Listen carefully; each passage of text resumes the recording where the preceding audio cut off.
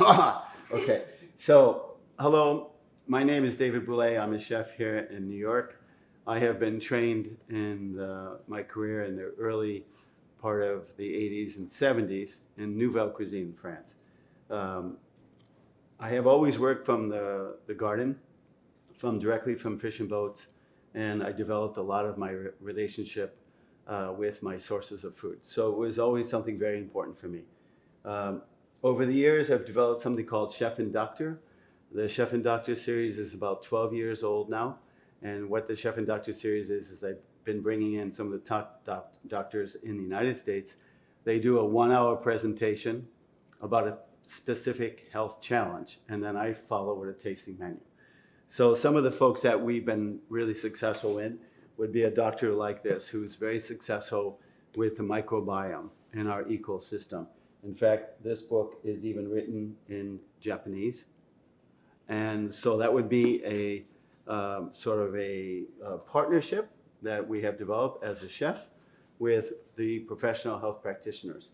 Now, my early career or my exposure in Japanese food was I was on the way to cook for the royal family in Thailand, and Mr. Tsuji from Tsuji Culinary Institute had become a friend. This is the late 90s. And he said, come to Tokyo. So we went to Tokyo, and he had several professors, and they taught us the basic elements of Japanese cuisine.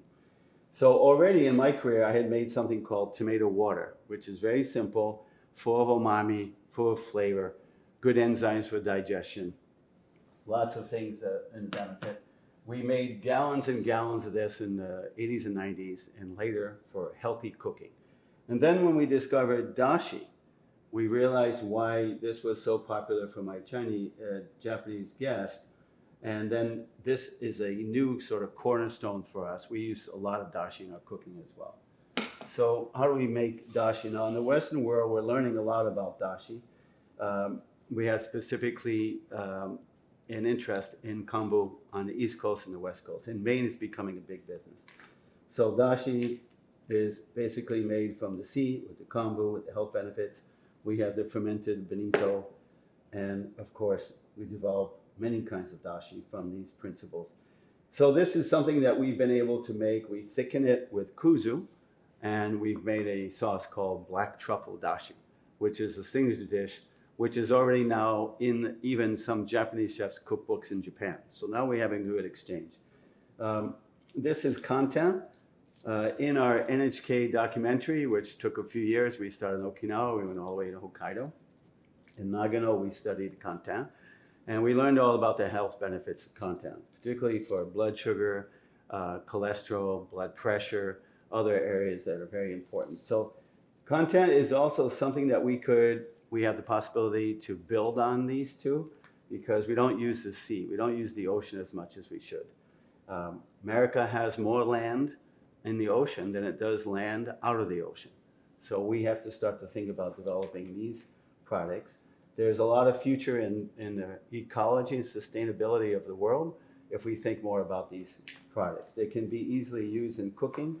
They're already used in a lot of factories now for fuel, many, many kinds of things. So these are some of the areas that a Western chef like me have fallen in love with, and we've had a lot of success. So I was saying that in my career or relationship with ingredients, this is the one ingredient that's probably given me the most support, both in developing new recipes, different kinds of things we couldn't do with other products or starches or fiber.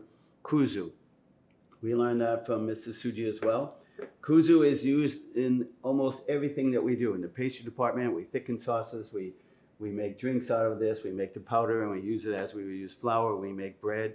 We've made all the classic French desserts using kuzu with non-gluten, but all the health benefits in the microbiome of kuzu. So now we're going to get involved in something that I think is much more exciting.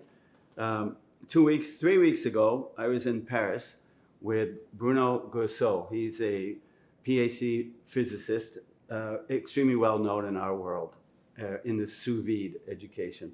So he asked me to teach them more about the sakis and koji, and of course the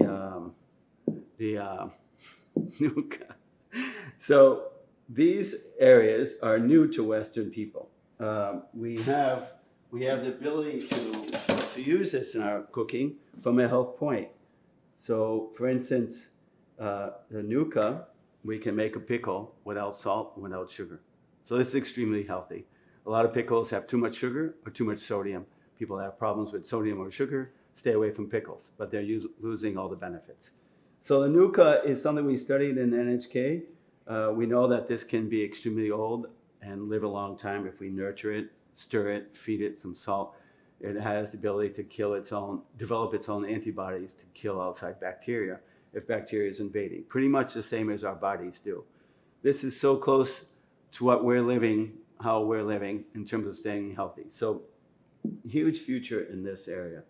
The other thing is that we're studying is how do we develop these practices to go into our food factories. This is what I was doing 3 weeks ago in France, studying different dairy and sauces and frozen foods from a health point.